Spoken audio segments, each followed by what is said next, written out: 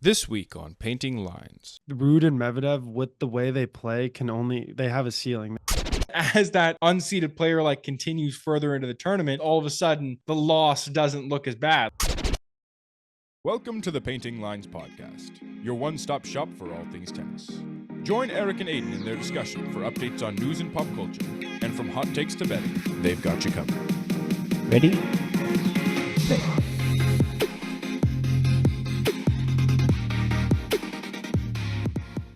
Welcome back to Painting Lines. Last week we broke down the Olympic tennis tournament, and this week we're going to be going over the Canadian Masters, which kind of felt a little bit smushed to me, like with the DC Open and Olympics finishing up right before, and now Cincinnati starting immediately after. It felt a little bit rushed in there, but I think it'll be an interesting one to talk about for sure. So, Erik, what do you think about this tournament overall? With it being so fast after the Olympics in DC, do you think it was fair to all the players, or do you think it favored some guys over others? Yeah, I mean, what a quick turnaround, right? The main draw actually started on a Tuesday this year to quote, optimize our spot on the tennis calendar and allow the players ample time to travel and prepare in time for our tournament. End quote. So that's a direct statement from Tennis Canada. Do I think it's fair? I mean, it kind of depends on how you look at it because I think the players who didn't play in the Olympics obviously had the advantage with the surface, the balls, the time change.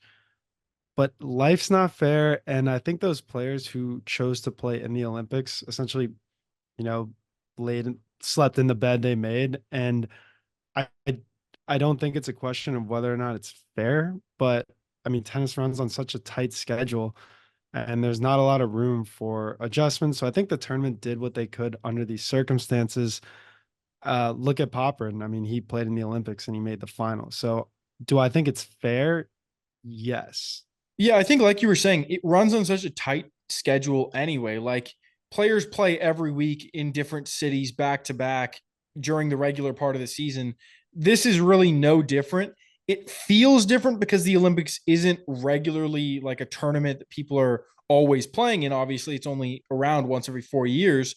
But I agree. It's kind of yeah, they're used to having this tough sort of turnaround. So while it's not nice on the players, they are kind of used to it, I think, a lot of the time. Yeah, exactly. I mean, players are nomads. They pretty much spend their lives traveling and playing tennis. So this is just part of it. Yeah. You see some of those guys I remember an American, I don't know who it was, maybe Mackenzie McDonald or someone, post the travel he did at the end of the year last year. And it's every single week just flying to a new city. It's pretty crazy. Oh, they better have some great credit cards with great airline mileage and just rack those points up. Exactly. They must, I'm sure. But anyway, let's get right into the tournament. I mean, I think it was a pretty wild tournament overall. I don't know if the travel aspect contributed to that, but definitely was some unexpected twists and turns here.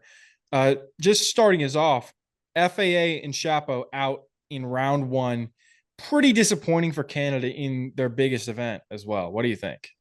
Yeah, I mean, what about your boy Raonic? What happened to him? You're bet of the Uh, week yeah, last I week. know. That was kind of disappointing. I mean, I made the whole spiel about why he was my bet of the week, and then he doesn't even play. So kind of a bummer. But yeah, I mean, their two actual hopes didn't even make it out of the Yeah. first round.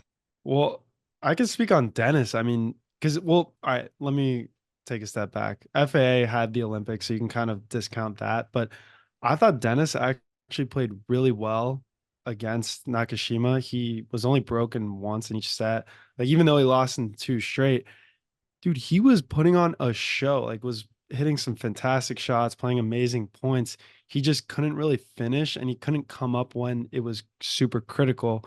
Whereas Nakashima just played percentage tennis, and like that's what got him over the line. I mean, um, I think it was disappointing, especially since he doesn't really have an excuse there, Dennis. But FAA, this kind of touches back on what you mentioned last week about him being better on clay. Maybe we're seeing him morph into that clay rat full time. Yeah, I mean, it's kind of funny when you think about how just in any sport, they always say, "Oh, for a lot of people, you got to work on your weaknesses," and it's FA was really good at like, especially indoor hard courts. And that was his strength. And he was like, okay, I need to work on maybe some of my weaknesses, like maybe clay.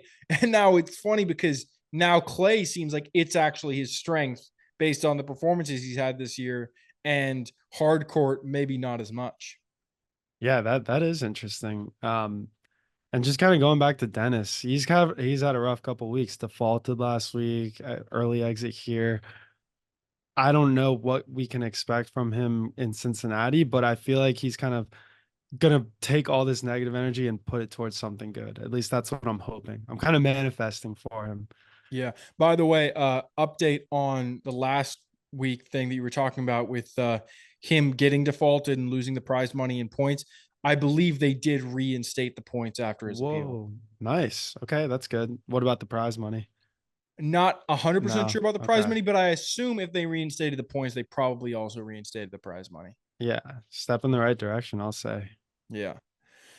But moving on to the round of 32. So it's interesting because like with some of the Masters 1000 tournaments, you get like the round of 64 isn't like a full round almost, because all of the top seeds kind of get buys to the round of 32. And so this is kind of when we started seeing the more interesting turns in the tournament. Like we had a couple big upsets. For example, Tsitsipas out to Nishikori, which was pretty dramatic. And you want to talk about what happened right after too? Yeah, I mean, he fired his dad. That's I feel like Steph has got to just at some point. I mean, at least he's mature enough to realize maybe this is what it is. But at the end of the day, man, I feel like there's a time and place. You got to at least be a little smart about it. And the apology, or not the apology, but the statement is hilarious. You would have thought that his dad had passed away because he started off with a heavy heart. Like, I'm saying this with a heavy heart. I'm like, oh no, what happened? And then he just decided to split up with his dad. Yeah. Well, I mean, it is kind of sad, I guess, for him. It's like his dad's been coaching him his whole life, and he's now like, you can't take me any further. Hmm. But it's also like he probably should have done it earlier. Like Yeah. his dad doesn't have that experience in tennis that he needs to coach a guy that's in the top 10 in the world. Yeah. Well, Like didn't they whatever level try? he had, it's like it's not this level. I know. He kind of reached the ceiling with him, but I'm pretty sure he tried. I don't know if he completely took his dad off of the coaching role, but remember with Philippoussis Yeah, last year he that got rid they of him did a little last year. thing. Yeah. I agree. Yeah, I don't Jeez. remember exactly if he was fully cut out, but yeah, he definitely tried something last year, and maybe he just wasn't mature enough to like fully make that separation, and now he's saying, "Hey, you can't be involved at all because you're going to kind of like have an influence if you're there in any capacity." So he's what a love triangle, huh? His dad, him, and Paula Badosa. Yeah, just splitting up and then getting back together Yeah, yeah. over and over. It's a But cycle. honestly, yeah, I think the match was pretty cool to see because it's one of those generational ones. You had Nishikori from, the previous generation, top player of his generation, then Tsitsipas, the top player of his generation. And they've actually played their first match was in 2018 when Nishikori got the best of him, and that was in Tokyo. And then you see they played again in Miami in 2021, and that's when Tsitsipas was kind of in his peak. And then from that moment on, so he took that match, and then from that moment on, you thought that you were going to see a passing of the guard, right, or changing of the guard, where the previous generation was going to essentially get overrun by the new generation. But now we see the young gun loses and Nishikori prevails here. I mean, I thought that was pretty cool to see because it goes back and forth. It wasn't just a straight transition. Yeah, I have seen some arguments though about this, like that this era of tennis isn't as necessarily as good as maybe a Mm, previous era because of guys like Tsitsipas losing in matches like this. Where if you go back to like 2011 through 2014, for example, the top guys really didn't lose except to other top guys. Like, obviously they did, hmm. but it felt like, oh, if Songa was playing in a tournament, he's not going to lose unless he's playing Ferrer or Del Potro or someone like that. Or Yeah. if Burdich is playing in a tournament, he's not going to lose unless he plays Murray or Nadal. Whereas now it's like you see Tsitsipas lose to Nishikori, and Nishikori isn't a top 10 guy right now. He's Y- he much lower than that. Well, we can say that. Right. It's like, It's is that a detriment to this era of tennis? yeah. I mean, it kind of reminds me.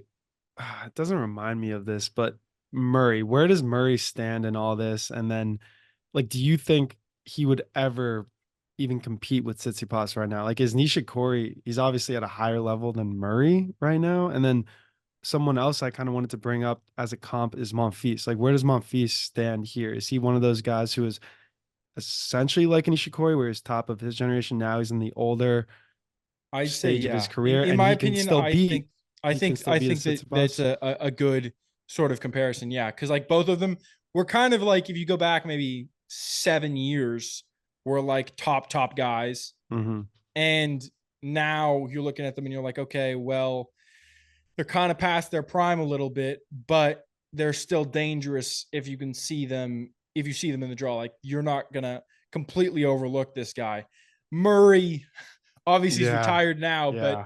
if it was like earlier in the year, you're looking at Murray and you're like, okay, maybe he pulls out something ridiculous, but in all likelihood, you're probably gonna beat him. Yeah, I thought this was pretty funny because you had asked me what I thought about this, like in live time, a couple days ago. And I said this reminded me of when you're fishing and you put up a great fight with a swordfish. This is Nishikori's career, just a fucking fantastic fight his whole career. And then you get the fish in the boat, you think it's dead, and then it's in the cooler just flapping around with its last breath of life. I feel like this is what I thought I was gonna see from Nishikori, where he's like, oh, that last breath, that last run, but then he doesn't really capitalize on it. Yeah. I mean, it's weird because I feel like we saw something like, remember last year, Monfils was like, oh, I'm going to retire. I'm Hmm. right about retirement. And then he started playing better. And all of a sudden, like, he's played for another year since then. So it's like, I feel like all these players kind of, their whole career is about how well they're playing right now.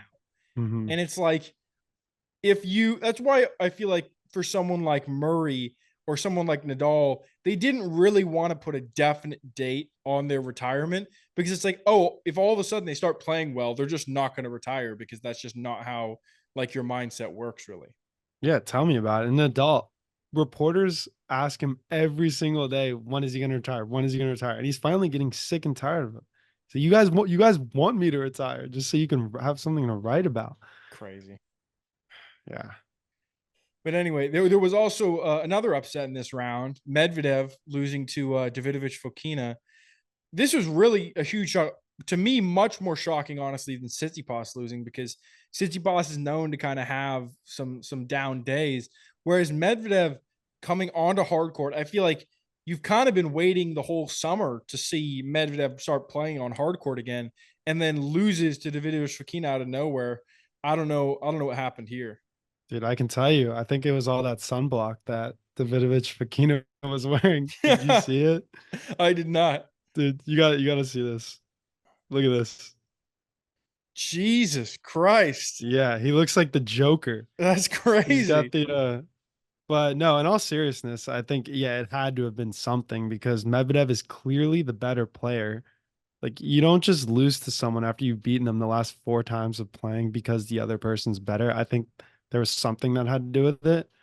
I mean, I think Davidovich Fokina, don't discount his playing. I think he did a great job of attacking Medvedev's weaknesses. Like for example, Medvedev loves to camp out deep behind the baseline, and Davidovich Fokina took advantage of that and approached really well. He also had this great tactic. It wasn't necessarily a serve and volley, but it was a serve, return, and then he would approach on the second ball back to him, which I thought did him favors too. Because Yeah, I mean, clearly it worked. I mean, sometimes you got to employ a different strategy to beat a guy that is generally better than you. And it seems like Davidovich Fokina had a good game plan. And I think that's sometimes something that we kind of underestimate in professional tennis, just overall, is like, you have to have a good game plan. And sometimes we're like, yeah, someone can come in with a good game plan and still get beaten if they're just not a good enough player.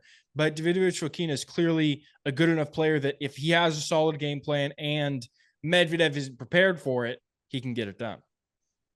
yeah, and maybe Medvedev's style is becoming like people are cracking the code. For example, like Rude. I feel like Ruud and Medvedev, with the way they play, they have a ceiling. They can only reach a certain potential before other players start to catch on. And you play them enough times, you can kind of realize like they're very predictable players, right? They don't have that X factor like an Alcaraz or Sinner where they'll just make fantastic plays. They kind of just play that percentage tennis that, they stick to their style.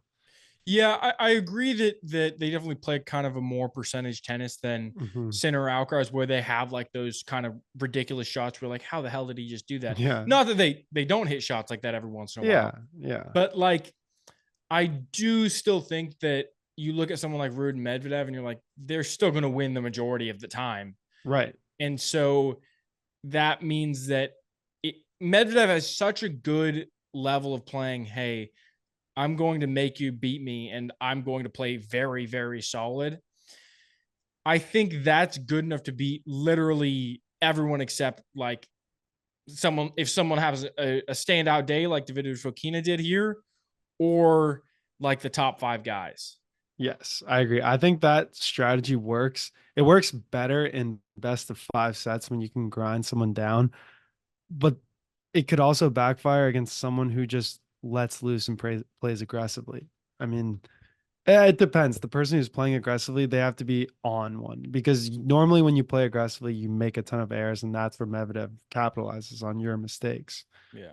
You know what I'd really like to see actually is Yeah. Medvedev play against the good old headhunter Morozhan, because Morozhan's Ooh, known for kind of throwing ooh, out like a ton of drop shots. And it'd be interesting to see how Medvedev dealt with that. Not whether he'd like start playing closer in or whether he'd hmm just kind of sit back and be prepared to sprint in for that shot. yeah. And Medvedev, he's the guy who he's not afraid of the drop shot either because he covers so much court too. He's freakishly athletic for his size, like 6'6". It's true. He's almost saying, I dare you to hit a drop shot on me. And not 100%. only will I get there, but I'll get there with a swing Yeah, too. and hit like a winner. Yeah. Yeah. His backhand, I just don't understand it. Like the short backhand that It's he so runs weird, up but it's like to. one of the most effective shots on the tour. It's And then he crazy. can slide with it. Yeah, it's nice. But anyway, just closing out the round of 32, all the Americans or all the top like predicted Americans, Paul, Shelton, Fritz, all out. So that was a negative. But I mean, if you look at some of the other Americans, we talk about Korda, Nakashima, you get kind of a different perspective because they made deeper runs, especially obviously Korda. And you think about that and you're like, okay, is that a good thing for America that we have kind of a almost turnover of top guys? Or is it a bad thing where it's like the top guys aren't as consistently good as you expect from them? Yeah, I'm gonna chalk up Paul and Fritz their losses to okay, Olympics, jet lag, different surface, whatever, and then chalk up Shelton to he's already very variable. He's unpredictable. Like I'm not surprised he loses. He has his ups and his downs. But the question you asked, like, is this good? I think it's good because you have you have the competitive nature of these guys. I feel like they're all pushing each other now. What are they? 12, 13, 14? Yeah, I 12, mean, 13, we 14, have 15, actually, right? 12, 13, 14, 15, which is pretty Exactly. crazy to Yeah. have 4 Americans in the top 15. The funny part is also 4 Americans top 15, none in the top 10. I know, but I feel like the potential and the talent's there. I think once someone makes that breakthrough, I'm hoping, whether it's Paul or Fritz, that the other players get inspired and hopefully try. It's not that they're not trying, but at least come for it. Be more competitive. Yeah. Well, I mean, we've seen that Korda he has the momentum right now, to be Dude, honest, like in terms of where his ranking's going. I'm pretty bullish on Korda. Yeah. He's fun. He's fun to watch.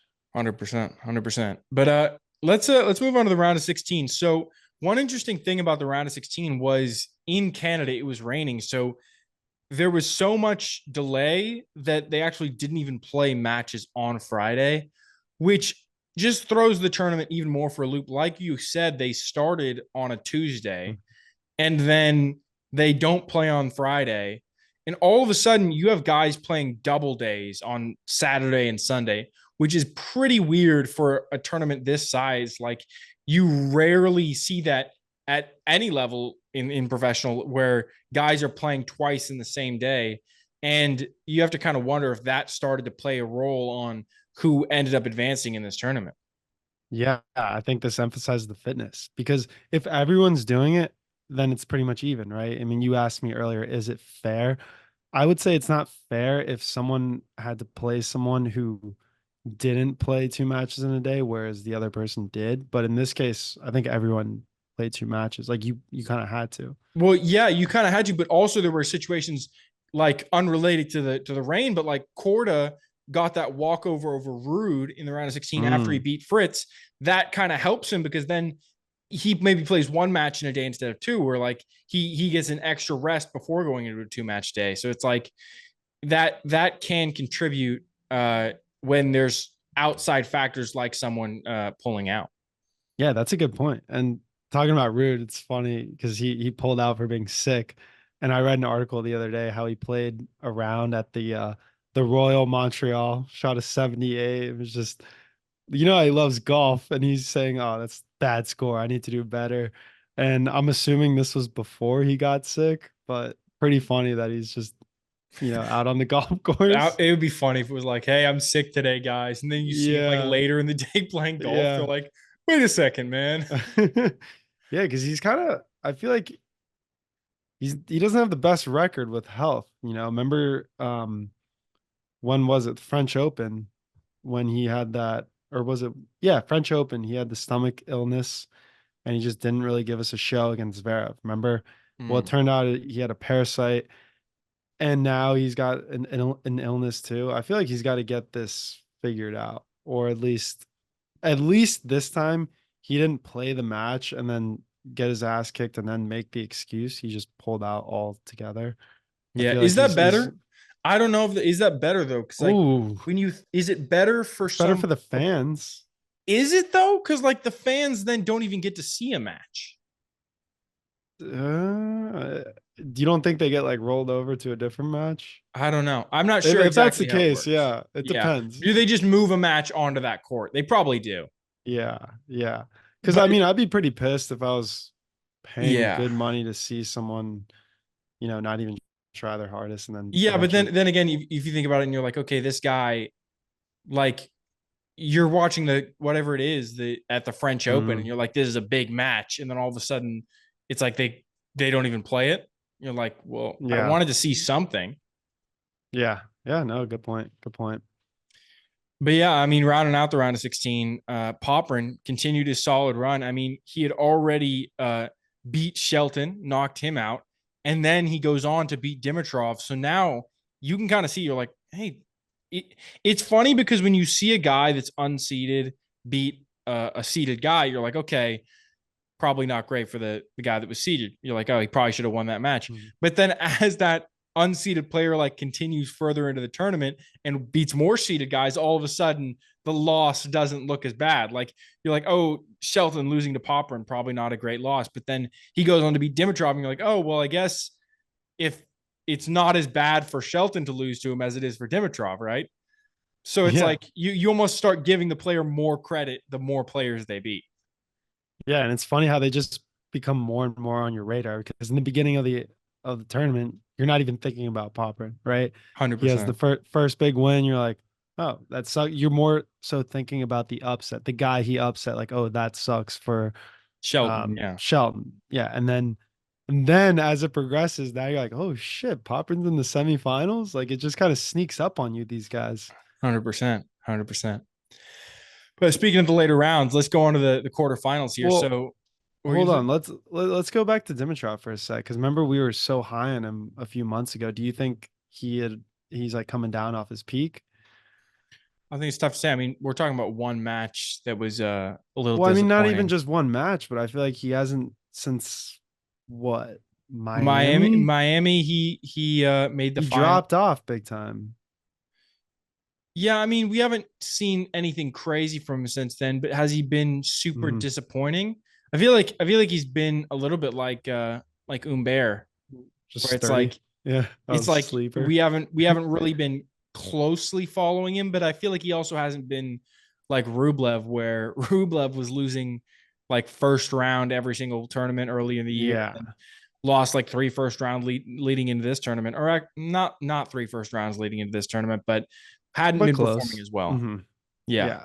No, I mean, I thought we were going to, I mean, we did see the resurgence of Dimitrov, but then they kind of fizzled out, but it didn't fizzle out completely. It's still like that faint light, the candle didn't blow out, but it's still there. And, Yeah. the spark's not as big. We'll see, I think, what happens as the year kind of wraps up and we get this end of the hardcourt season and then the post US Open sort of section there.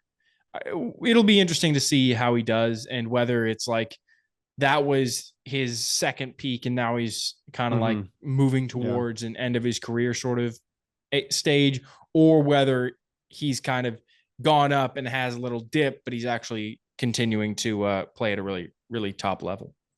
Yeah. Yeah. And Cincinnati's been historically good for him. I mean, yeah, he's won Masters 1000 wins. So Exactly. Yeah, but anyway, let's get on to the quarterfinal here. So Rublev beat Sinner in this round, and this was an interesting one to me because Sinner, I saw a post that was talking about how he's injured again, but I also saw people commenting on it talking about every single time he's lost this year, it seems like he's kind of been injured, and I think people are starting to question whether or not it's almost just an excuse. Like, is he just starting to when he starts to lose a match, he starts to kind of not necessarily just fake an injury, but maybe be like, I'm going to show this injury that I had a little bit more so that I can have a little bit of an excuse. Yeah, I hear what you're saying, and that could be a safety mechanism, right? Because when you're not playing well, you just kind of start putting the blame on other things. But in this particular match, you do see him move awkwardly and kind of tweak his hip. So I don't think you can completely rule it out. And while he may not have been injured per se, how there's you're hurt or you're injured, right? Yeah. I think he may have gotten a little hurt. And I think the movement just kind of scared him to the point where he was maybe playing cautious. He was thinking about it more. He got in his head, and then from that moment on, he just couldn't recover from it.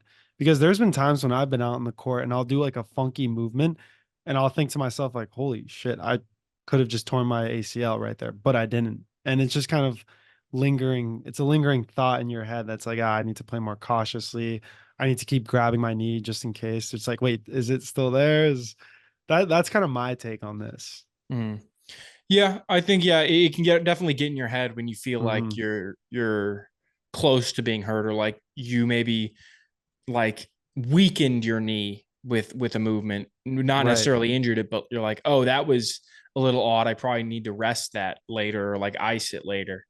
Yeah, injury or not though, I feel like this is a huge confidence booster for Rublev because it goes to show that he does have the talent and the potential to beat that number one in the world with the year that he's been having. Do you think that he's thinking to himself, shit, I didn't really earn it because the Sinner's injured? Or do you think he's hell yeah, I got the dub. I don't give a shit what people say. Well, I think if I was talking to Rublev right now and I wanted to give him confidence, what I would say to him is this: that you can perform literally at the highest level. You look at his 2 tournaments he's played this year, this one and Madrid, and you say, hey, in both of those tournaments, you were in the final of a Masters 1000 tournaments, having beaten maybe the favorite to win the whole thing. Right. Yeah, Alcaraz and Sinner. Exactly. So it's okay, if you're playing well, you can beat pretty much anyone, Rublev, but you have to be aware that when you're playing, you can't just get so wrapped up in the moment and lose control of a match, because that's what we see from him. Is he has these 2 standout performances, and then leading into this tournament, it wasn't he played absolutely terribly, but he was 7-7 over his last 14 matches. That's not what you expect from a guy that is top 10 in the world, top 5 in the world almost. You expect a little bit more from someone at his level, but then he comes out with performances like this, and it's he shows that he has that peak, but being able to take it to that next level is being able to perform really close to that peak consistently. So do you think that next level that you're referring to is purely mental? Because he obviously 100%. has the talent. Yes. He needs to 100%. break through mentally to get to the next level. Well, I mean, everyone says it's like tennis is such a mental game. It's like all of Yeah. the guys in the top 30 have probably the strokes to be top 5 in the world, but they Hmm. don't have the confidence, or they don't have the like, I don't know whether it's preparation or just the the mental fitness to stay in matches. I mean, obviously you have guys like, let's say, Shelton, who can hit a serve at 150 miles an hour. Not everybody has that shot, but Yeah. everybody has solid ground strokes. And it's like, yes, maybe you won't be able to break Shelton's serve every time, but if you're mentally in the match, like very strong, like Rublev can be sometimes, he can beat Shelton because he has that top level ability. The question is whether or not he can consistently stay in the mental state that he needs to be to beat these top guys. Yeah. I mean, clearly, if I was trying to form a perfect player, I'm not saying his forehand would be the one I would choose, but it's definitely up there in conversation. Like he has the tools, he just lacks the mental strength. And this goes back to kind of what Gimmelstab had mentioned when he was on the episode. Like you have guys who are ranked in the top 20, top 30 even, who like have very similar talent, but if they play over a long period of time, those top 5 guys are going to win the majority of matches. You know, like out of 10 times, they'll win 7 or 8, even though you can have someone like Shelton with a 150-mile-an-hour serve go out and just have the best day of his life and beat Djokovic, beat Alcaraz. But that's not going to happen more than 5 times out of 10. Yeah, and I mean, we've also talked about Federer's speech on here, where he said, "I won 54% of the points in my career, Yeah. but I won 85% of the matches." It's like, Yeah. when you're talking about a lightning in the bottle shot, like a Rublev maybe forehand, not that that's lightning in a bottle, but a Shelton serve, It's something that's dangerous. a Yeah. very dangerous shot. It's like, and maybe it's not as consistent as someone else's shots. It's like they only have to beat you a little bit more of the points to be able to beat you most of the matches. Amen. Yeah. But anyway, let's get back to the tournament. Yeah. Moving on, talking about two guys that we didn't expect to be in the quarterfinals, maybe Korda and Popyrin. Korda came up huge against Zverev. Zverev was actually the highest seed left in the tourney at this point. He was the 2 seed, and Korda was able to buckle down, battle through, and win the match in 3 sets. Really impressive match. It's actually my match of the week, so I'll talk about it a little bit more later. But it was really interesting to watch the momentum shifts in this match, and the fact that Korda was able to stay mentally in it and beat him. Yeah, 2 things I want to say here. When I was watching this, I felt like Zverev didn't take enough chances or take enough risk. I felt like his forehand was very safe and conservative. The other thing, with Zverev being the only seeded player in the quarterfinals, Well, he wasn't the only seeded player. He was just sorry, the top seeded player. the top seed. I know you know my answer, but I'm gonna ask you, like, would you consider this an underwhelming tournament based off the results of the quarterfinals? Like, you know, where you have people you wouldn't normally expect. I'm like less tempted to watch a call it a like a heavyweight matchup. Like I wanted to see more heavyweight matchups. Well, I think that kind And of to me, that a was little bit underwhelming. had to do with just how the tournament was in terms of who was playing in it. Like, Hmm. who did we have? I mean, we were missing Alcaraz and Djokovic. Hmm. Uh, we were missing, I feel like, some other guys in the top 10. Maybe I'm wrong, but maybe they just lost early than Yeah. I was expecting. Yeah. But I do think that there is an underwhelming aspect when you see maybe 2 unseeded guys playing Hmm. in later rounds, where it's like we had like Arnaldi play Nishikori Yeah. in what Yeah. the quarterfinals or the round of 16 here.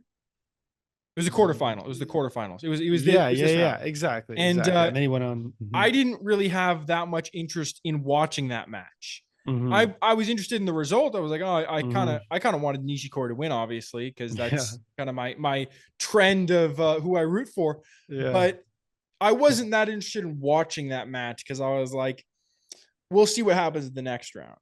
Mhm. But contrastingly, when you do see someone like Korda versus Zverev, I'm like, well, this is a match. I like watching a match where you have a guy that's playing all out and has nothing to lose versus a guy that probably has a lot more stress against him. Zverev is expected to win this match against Korda. Mhm. And so I think that makes an interesting dynamic. I like seeing the upsets and when they present rounds like this because I mean, who would I really want Zverev to see? I guess it would have been nice to see him play someone like a Sinner, but or a Medvedev. But I Mhm. also think this is an interesting match, and you don't want to see you don't always want to see the same guys, in my opinion.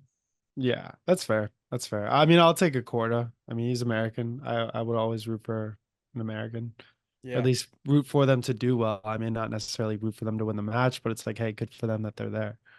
100%. And then Popperin battled it out in the battle of the big servers. Him and Mm. Hurkacz grinded out 1-3. But I think those matchups are always kind of funny just because you're like, okay, are they going to get any breaks in this match? Maybe, maybe not. Yeah. Yeah, I could touch on this more. It's a little sneak peek of the match of the week here. Oh, so both of our match of the weeks were actually quarterfinal Mm. matches. Yes, yes, they were. Interesting. How about But the then moving on to semis? the semis. So like I said, Arnaldi made it to the semifinal. He had a shock run too, but ended up being ended by Rublev. But Arnaldi's run was very different from someone like Popperin, where Popperin beat a lot of good guys en route to like the semis and the final. Like he beat Shelton, he beat Dimitrov, he beat Hurkacz. It's like, okay, that's a tough run. And then he continues it here. Arnaldi was kind of just like, huh. He beat Hachinov, but then he only beat unseeded players. And then he shows up in this semifinal of a Masters 1000 tournament, which is pretty insane to me.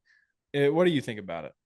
I'm gonna say good for Arnaldi for capitalizing on this and making a semifinal run here, but I'm not gonna root for Arnaldi. I'm not one to just kind of pick that underdog player who makes a lucky run and then gets blown out. Like I don't want to see that. I'm not It's less interesting to watch an Arnaldi semifinal than it would be to watch anyone else who's ranked higher. I'll propose a question to you then here. Okay. Were you rooting for Rublev then in the Madrid final? Because obviously FAA got a pretty nice sort of run there. I mean, he beat Rube, but he also got like 3 withdrawals. So in that situation, he was definitely the guy that got the lucky end of the stick. Yeah, I was 100% rooting for Rublev because exactly. I mean, I don't like the just easy route there. Yeah. Like, Yeah. yeah, I think like I was saying, like it's different for someone like Popper where they battle through a bunch of guys. Exactly, dude. Then Respect. it feels like they deserve to be there more. Not that Arnaldi doesn't like deserve to Right. be there because he still Right. won his matches. It's just like he didn't have to face maybe the opponents that he was expected to get to that spot. Yeah. I'm also just not an Arnaldi fan to begin with, as you can see, but I think he looks like a knockoff Deminar. Have you ever like he kind of has the face, but That's kind of funny where it's like, yeah. So he's like I a just knockoff Federer. that's funny. I know, and I'm kind of bad about this. I hate certain players because they're how they look, and Arnaldi's one of them. Aggressive, man. Oh man, just oh, Yeah. But anyway, in I'm the other glad he lost. semifinal, we had Popperin rising to the occasion, beats Korda. And like I've already kind of beat to death, he had a massive run here, impressive wins, and just showed that he has that top level ability and ability to stay composed as the stage gets bigger and bigger. And it was just a great performance from him, I think. So what do you think about that first set tiebreaker? Because the first set was obviously super tight, went to the breaker, but then Popperin won 7-0.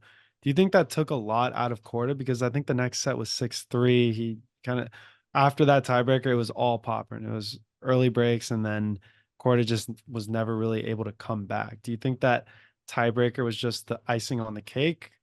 Like Well, I how? think when you see a 7-0, it's like that definitely is a momentum swing. And Popyrin Yeah, was able to carry that into the next set. And then, which by the time Korda's trying to battle back in, he's already behind. yeah, exactly. But I think that's kind of obscure to see a 7-0 tiebreaker. Yeah, Uh, usually someone gets 1 point at least. right. And I feel like that could be demoralizing on the one hand. 100%. 100% it can be. But anyway, we got the final here. It was Boom. Popyrin versus Rublev. An interesting one because, like I was mentioning with FAA, very similar sort of buildup to this final. I made a short video about it, but Rublev comes off not a great streak. It shows up in this tournament and plays excellent and beats the maybe favorite to win it. And on the other side, you have a guy that no one expected to be in the final, who on FAA's side, it was much more luck, whereas Popyrin performed Mhm. like out of his mind, but still a guy that you didn't expect to be there. And that was kind of the build up to it. But then you come into this match and Popyrin showed up and it looked like he should have been the number 5 guy in the world, and Rublev was not. Yeah, Rublev was definitely not. I feel like he just choked his first service game and then never really came back from that. He looked pretty sloppy out there, for lack of a better word. I just felt like he never really gained his composure. He got way too in his head to begin with, and then was never really able to recover. And I was pretty confident in Rublev here because I truly thought that the better player would prevail. So once he went down that first set, his odds were plus 160. I'm like, boom, lock, hammer. And once again, was not a lock, lost my money. But what I'm gonna say is I had faith in Rublev. I thought even though he was so upset and like visibly distraught out on the court, I felt like that sometimes plays into his favor, right? Like you have someone like Djokovic who will just pick someone out in the crowd or like do something obscene, but then turn it around and like use that to his favor. Like almost use the adversity with him. And I thought Rublev was going to be able to do that here. Like be like, damn, I just got my ass kicked this first set. Let me turn it around. And he just couldn't. He couldn't turn it around. Yeah, I do know like what you're talking about. Some people are able to do that. Curios, great example of like being wild, but then using it to his advantage. Yeah. But I don't know if Rublev is that guy. I think Rublev needs to kind of settle back in to be able to do well in a match, and he just kind of stayed out of control. I feel like he isn't the type of guy to be fully out of control and use that to his Mhm. advantage. Yeah. So I'm not going to say that if Rublev was playing his best tennis or if he wasn't so mentally distraught that he would have won, but I think the match would have been a lot closer. And I think it could have went to 3 sets. Not to say that Popyrin didn't play great because he absolutely did. He did enough, but I just think part of this win like had a heavy premium on Rublev's lack of play, for lack of a better word. I mean, Yeah. I I mean, don't think Poprin's I think better than him, yeah. but I think that he played great and Rublev didn't play up to his normal level. Yeah. I mean, when you think about it, like the first set, Rublev comes out, double faults twice on break points. Hmm. That's obviously not what you want to see from a player just in the first set. That just takes away so much momentum from you. But like you said, I don't think we can take away from Popper. I mean, he showed up to play. He had so much composure in this match, so calm for it being a Masters 1000 final, and especially in the big moments, he was just so composed. I mean, he was a double break a point down in the first set, and then comes up with 3 aces to survive that. Oh yeah. And another moment that I think was really critical was he gets broken in the second set to make it 3-3, and he actually gets broken with a double fault. Hmm. But then he comes back, immediately breaks back, and goes up 4-3. That's a situation that could have been a massive mental swing in Rublev's favor, but instead he was able to stay composed, stay in control of himself and of the match overall. Yeah, he was. He definitely was. And we kind of talked about Poprin earlier on, like how like, oh, is this a fluke? Is he you know, actually making a run here? Because he started just popping up on the radar. And we were talking about how big his serve is and how explosive he is. And it just goes to show he kind of toned it back in a way where he was going to let Rublev make the mistakes, right? Like he wasn't going to do too much. He wasn't going to overhit. And Rublev, it just is astonishing to me how many errors he made. He just looked so sloppy. And I think Popyrin realized that and just kind of thought to himself, hey, I really don't need to do too much here. Exactly. But also, he was willing to take risks when it was presented to him. Mm-hmm. Like, it almost felt like he wasn't even taking risks. It was more that he was just capitalizing when there was like a moment for him to step in or to go for a win or come to the net. He was taking advantage of those situations, but he also was like, hey, if Rublev is going to miss shots, I'm just going to keep this ball in. Yeah. And my favorite question that I always ask you with these, do you think Rublev, he leaves here with his head held high, right? Semi or finalist after the year he's had? Yeah, I feel like he looks at it as such a missed opportunity, though, right? I mean, Yeah. Popyrin obviously played great, but Rublev was definitely the favorite going in. And he probably thinks, hey, I still think I'm better than this guy, and I would beat him on most days. So it's maybe it's a positive step, I Mm-hmm. guess, but it's also just, like I said, such a missed opportunity, probably in his mind. Yeah, it's crazy because for me as a normal person, not a professional athlete, like after the year, if I was Rublev, if I had that year and I'm, shaking hands and playing the finals, either way, win or lose, I'm happy because of what I've endured the last year. And he just seemed so pissed. Like you said, I think he really expected to win here. I think it was kind of something that just fell right through his fingers almost, like Yeah. just slipped away. Yeah. But in my opinion, I think this is something to look up to. I mean, at least he salvaged some ranking points. He gets a nice little paycheck. This is something that he is, other than Madrid, he has not had a result like this in a while. So Yeah. Well, I think obviously it's not the end of the year. So we'll see. We'll see how he can yeah. continue for the rest of the year and whether this is another one of those standout performances or whether this is just like a progression in a further sort of building back to him doing more consistent, having more consistent success. Yeah. How about Popper's jump too? Ranking wise? Yeah, insane. I mean, just to see a guy go from like outside the top 60 to like inside the top 25 is just nuts. Like I think he Mhm. was 63 and he ended at 23 now. That's pretty insane. But I think just not to beat a dead horse, but great run from him with who he beat. But I do also want to say, like, there was an element of luck. Mhm. Like, yes, he beat top guys. He beat 5 of the top 15, three guys in the top 10. But he did manage to avoid having to play a guy in the top 5. Like, obviously, that's a little bit of an exception, but usually, if you're going to win a Masters 1000 tournament, you have to play a guy in the top 5. Yeah. He managed to avoid that, but still, gotta say, great job for Popyrin. Really happy for him and excited for Australian tennis overall. Yeah, definitely. I mean, there's an old NFL saying like any given Sunday, right? Anything can happen. This is in this case, any given Monday. Yeah, Popper ends up with a Masters 1000 title. 100%. All righty, you ready to hop into segments? Yeah, man, let's do it. I will. This is a perfect transition actually to what's new in tennis. I'm going with Popper winning his first Masters 1000 title. And this is special because he's the first Aussie to do it since Hewitt. And you would think like, oh, Deminar, Kyrgios, guys like that. It's kind of crazy that the one who did it was Popper. And Yeah, I just thought it was very impressive with his run too, like that he yeah. had. And it's not like they didn't have their chances. I mean, obviously, Deminar played in Canada for the title last year.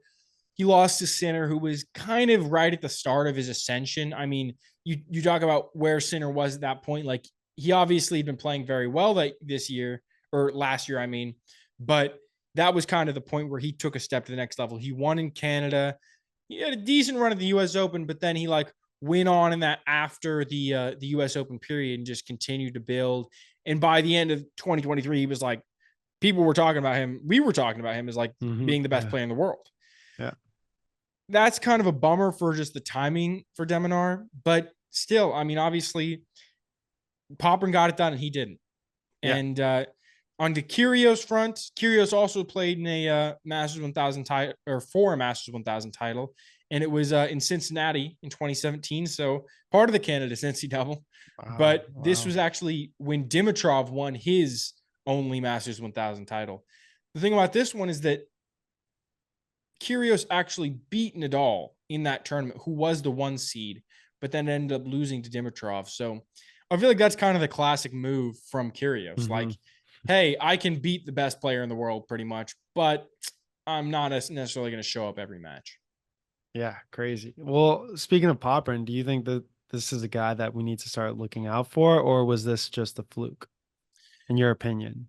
I think it's one of those situations where you can't call something a fluke right off the bat. Like, it's really tough to say. Like, he played excellent this tournament. If I was going to go based on how he played this tournament, I would say no, he's going to continue to rise in the rankings. He played so well. But you also have to be like, okay, we have no context for after this tournament. We're talking about it the day after it happened. Yeah. So we'll see. I think we'll be able to make a more accurate judgment probably after the US Open. Yeah, which I personally don't think he'll win another Masters 1000 title In his career? in his career. Yeah. Yeah, I think That's I think a bold statement given the timing. It's a very bold statement, but I think that this was, like you said, it's a little lucky. He played phenomenally, but there was a big luck component. Yeah, true. What about you? What's new? So my what's new is I saw a funny update from Andy Murray. So he changed his bio from, we used to say I play tennis. Now it says I played tennis, and then he added I now play golf. So it's funny because there were some articles talking about how he said he wants to become a scratch golfer, which means you shoot par on a regular course. And I'm just wondering about what this means for him in the next couple of years. I mean, we were talking about, oh, is he going to become a commentator? Is he going to become a coach? I wonder if we'll just start seeing him pop up in some golfing pro-ams. And it's funny because you think about it, and some of the best golfers in the world are like his age. For example, Rory McIlroy, who is right up there as top 5 golfers in the world, is 35, and Murray is 37. And that's another funny thing, I think, just in general, when you talk about athletes, like Murray feels so old because he's 37, because we're looking at it as at a pro athlete sort of standpoint. But if you look at it from like a life standpoint, he's like a 37-year-old in great shape. Yeah. And so it's like, can he become a scratch golfer? Well, I'm sure there's 37-year-olds in much worse shape than him that are scratch golfers. So I think we'll see what he can do, because we know he's competitive and has the drive to do it if he puts his mind to it. So interested to see how that goes. Yeah, that's awesome to see. He's fully embracing his retirement lifestyle, picking up golf. But Exactly. I feel like there's got to be some good crossover too, as far as like the mental component from tennis to golf, then the touch, like being in sync with the ball, the feel. And then, like you said, he's a professional tennis, or he was a professional tennis player. So he's got that just competitive nature to him. Like, I don't see why not. 100%. Hell yeah. 100%. How about bet of the week? Who'd you go for this week? Dude, so I'm going Struff plus 150 over Tsitsipas, and I will tell you why. So, not to kick a man while he's down, but I think Steph is going to be struggling because he currently does not have a coach. He just split up, parted ways with his father. I feel like that's got to be a huge mental drain on someone. Like, I feel like he's just going to be a wreck out there. And also, Struff and Tsitsipas have a 4-4 head to head. So Struff definitely plays him well. There's some kind of good matchup there. And I think the faster surface here benefits Struff over Tsitsipas in this matchup. And I think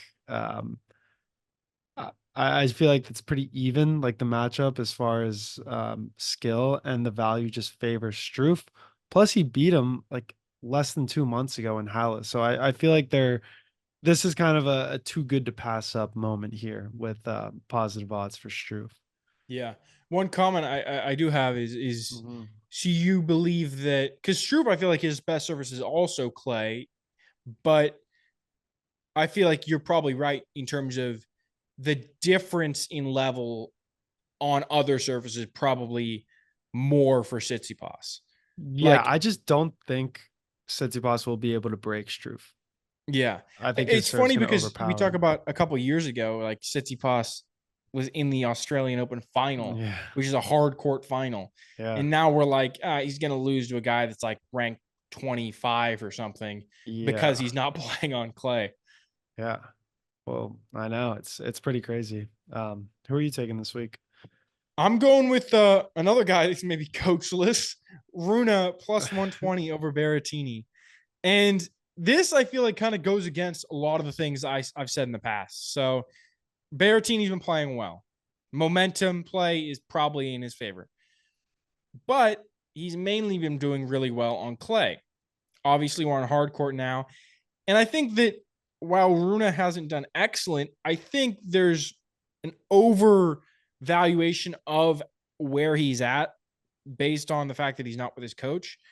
And I think that the sports book is giving him positive odds when they probably shouldn't, because he hasn't really done poorly the last few tourneys. Like, he hasn't done anything special, but like you think about who he lost to in Canada, and it's like, okay, he lost to Zverev. That's not a bad loss. It's like he lost to Fields a couple tournaments ago. Not that bad of a loss considering where Fields was playing at that point. I think it'll be competitive, but I think in the end, Runa gets it done. Yeah, this will be a great match, and I don't know why, but I had an inkling that you were going to take this. Like I just felt it. Where do you see Runa has an advantage over Berrettini on the court, though? Like, do you think that he's going to attack him in a certain way that, um, for example, Berrettini's lack of a backhand? Do you think Runa can capitalize on that, or are you just kind of going strictly on I what think you just it's one said? of one of those things we were talking about. Okay, both these guys have a solid game, but Hmm. it's like, okay, Berrettini has advantage on the serve, and say that gives him just in hypothetical points, let's say 5 points of advantage. Hmm. But then you talk about where their ground strokes are, which is 90% of the game, and you say, okay, Runa has 1 point of advantage, but that's such a bigger portion of how a match turns out is how their ground strokes go. I think that's where Hmm. Runa takes the advantage. Yeah, it's funny. I feel like we're taking the exact opposite. Like I'm taking the underdog big server, Yeah. and you're taking the underdog like baseline hitter, Yeah. right? Yeah, it's an Essentially, it's interesting way like, of putting that. Yeah. I think that's true, but I also think that like Tsitsipas right now, I mean, is he even the better baseline hitter than Struff? Like, if you put them in a regular rally, do you think that Struff would? Probably, yeah, yeah. I think you're right. mhm, yeah. All right, match of the week. Yeah. So I mean, like we kind of talked about earlier, we both took quarterfinal matchups. I went with Hmm. Korda locking in, beat Zverev in 3 sets. It was an interesting match. I mean, he got broken early in the first set, battles back, breaks back at 4-2, ends up forcing a tiebreak, and then Korda gets it done in the tiebreak. And then all of a sudden, they come out in the second set, and Zverev just buckles down and absolutely clobbers him. But this is an interesting one where I think about like, was it sort of strategic how much he beat him by? Because Mm. the set lasted 29 minutes and Korda literally won 3 service points after the first game. So he was just getting demolished in all levels of this second set. And you have to wonder, okay, if Korda was like, hey, I'm already looking at the third set. I don't even care about losing this one because I feel like if I have to battle, it's going to be much more difficult for me to win that third set. But anyway, they go into that third set, 1 set all, and both guys are just controlling their serve. And then at 3-4, Zverev got a break point, but couldn't convert it. And I think Korda used that lack of conversion and like Zverev maybe getting in his own head about it as a momentum swing to jump all over Zverev immediately. Goes up, love 40. So has 3 break points. Zverev battles back, brings it to deuce, but then Korda ends up getting the break and then closed it out on his own serve. So an exciting match, very interesting with the mental component for both guys. And I think just overall pretty engaging to watch.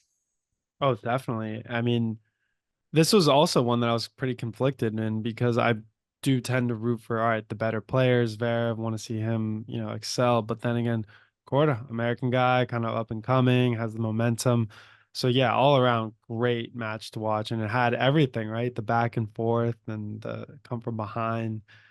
100%. Good, What about good stuff. yours? What'd you go for match of the week?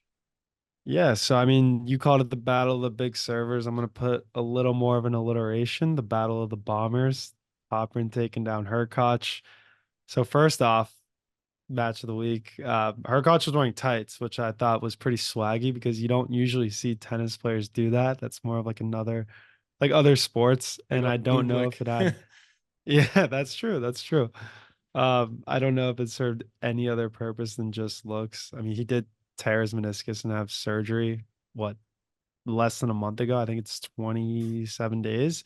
But I don't really know what tights wear. I don't know what wearing tights really does for that. You could do the Djokovic and just wear knee sleeve. Anyway, I digress. Um, I just thought it was a classic, great, like big man tennis where you have a little bit of everything. You have the big serves, you have some baseline hitting, you have great net play.